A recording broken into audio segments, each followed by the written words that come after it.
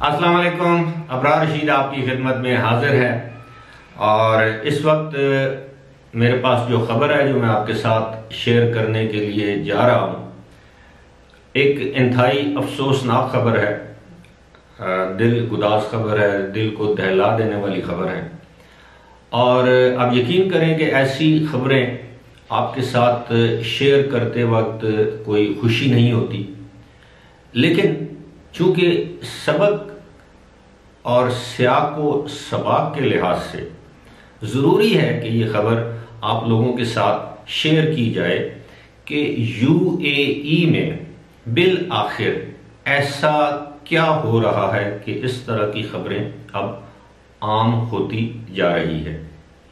एक छोटा सा वाकया है जो मैं आपको सुनाऊंगा।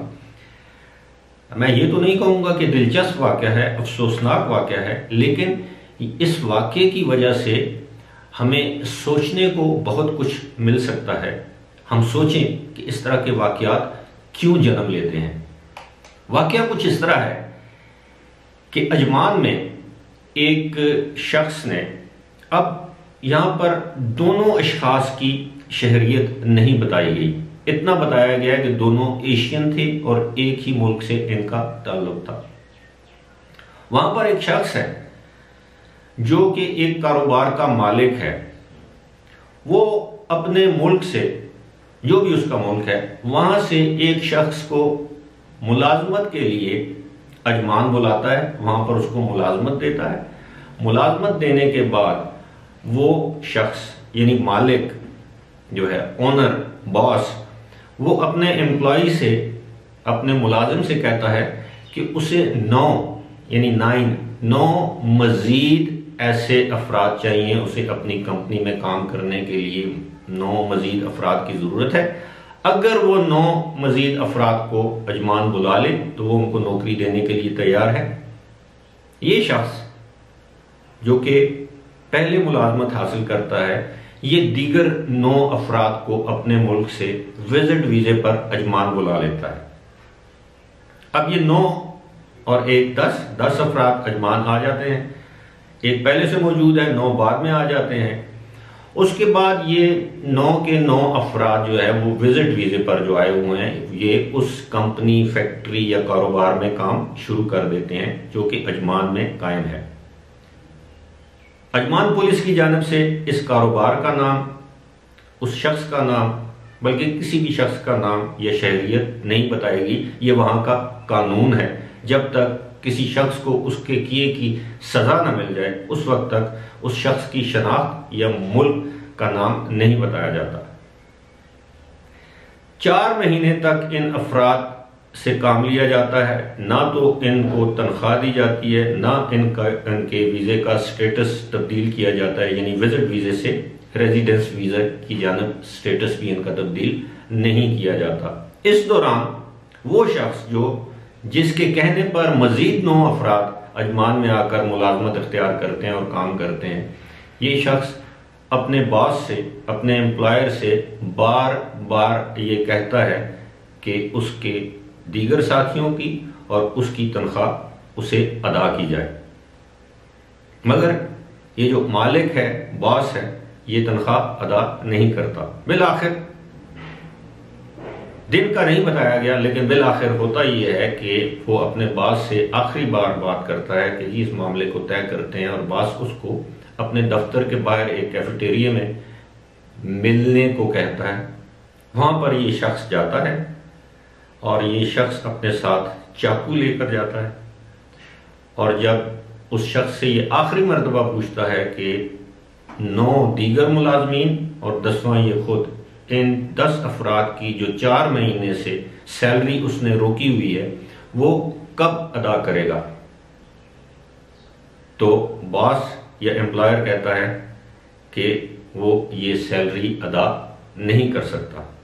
इस पर गुस्से में आकर, तैश में आकर मज़कूरा शख्स जो है वो अपने बॉस पर हमलावर होता है। पहले उसके पेट में चाकू मारता है, फिर उसके बाद उसके गले को चाकू से काट देता है, जिस पर उस शख्स की मौके पर ही हलाकत हो जाती है। अलबत्ता अजमान पुलिस ने सीसीटीवी फुटेज की बदौलत मुलजिम जिसने कत्ल किया है उसको चंद घंटों के अंदर अंदर गिरफ्तार कर लिया।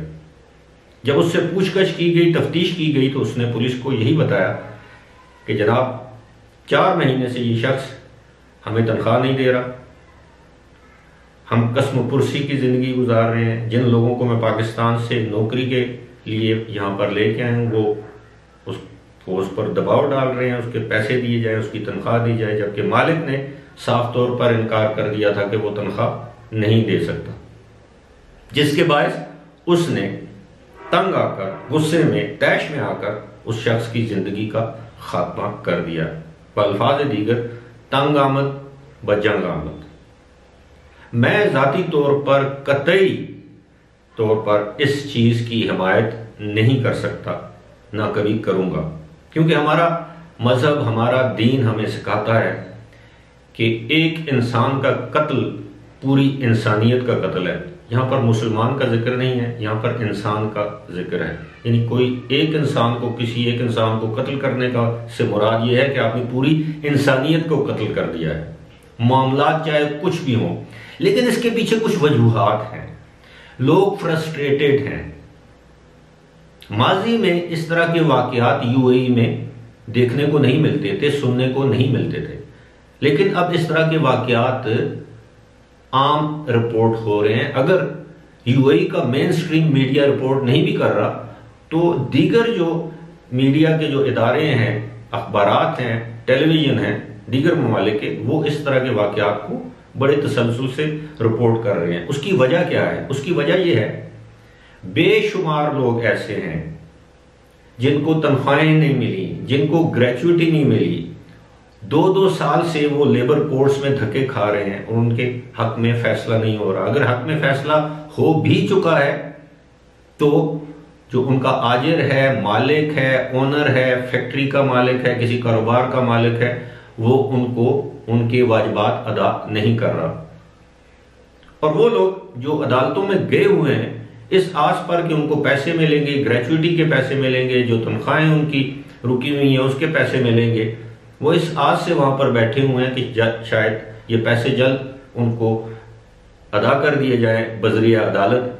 लेकिन इसी तरह वो लोग ओवर स्टे का शिकार हो गए। अब अगर उनको पैसे मिलते भी हैं तो वो पैसे ओवर स्टे की मद में चले जाएंगे।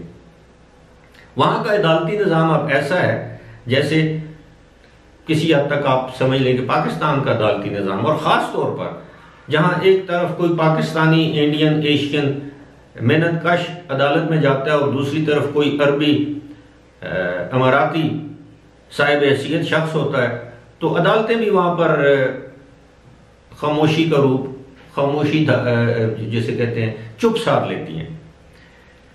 अब ऐसी सूरत हाल में जब आपको अदालतों से इंसाफ ना मिले, जैसा कि पाकिस्तान में होता है, तो फिर लोग कानून को अपने हाथ में ले लेते हैं, जैसा कि अजमान में हुआ।